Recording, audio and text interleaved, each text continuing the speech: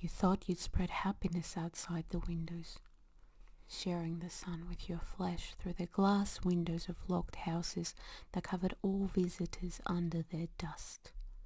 Looking at the walls, you write couplets on closed doors made of new fears, and you change rooms wearing a flower wreath, hoping that spring will follow. But this is not enough. You take larger steps, desperately looking for the childhood toys, a memory that did climb on the mirrors. You've got a few tears to shed. Careful, they may fall on your new dress. It's the screen world which gives you a gift of shame, piling up bodies on cables. You reply to songs of telephone moments, the only company in the solitude of abandonment. They fall on you, again and again. You suck up the words from drunken prophets of the 9 o'clock news. You stretch the fingers to touch the trigger, no hesitation. Prayers, on the other hand, prayers for a night without nightmares. Deep breath, deep into the bones to make the cells erase the impulse, to teach the body to pay the smile some respect, till the final submission to a long waiting that woke up before the bang.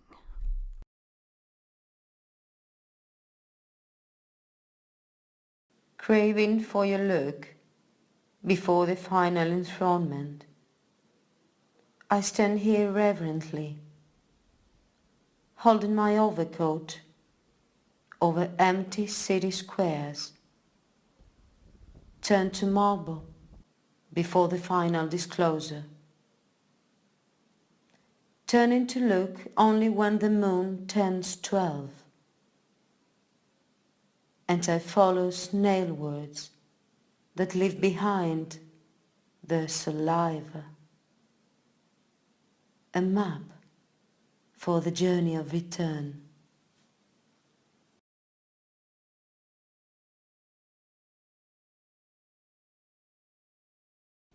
Yesterday I had a dream.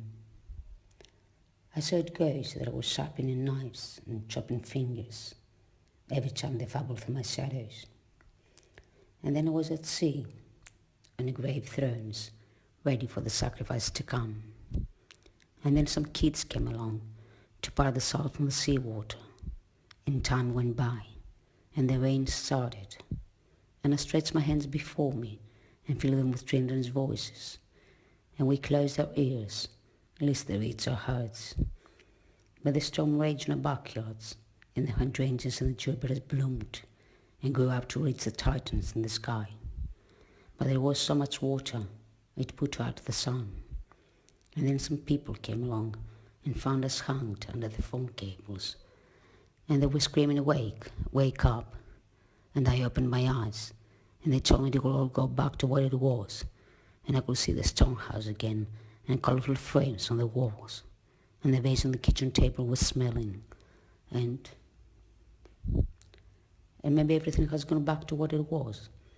But since then, I have been roaming around in dreams, but in the nightmare, like second skin.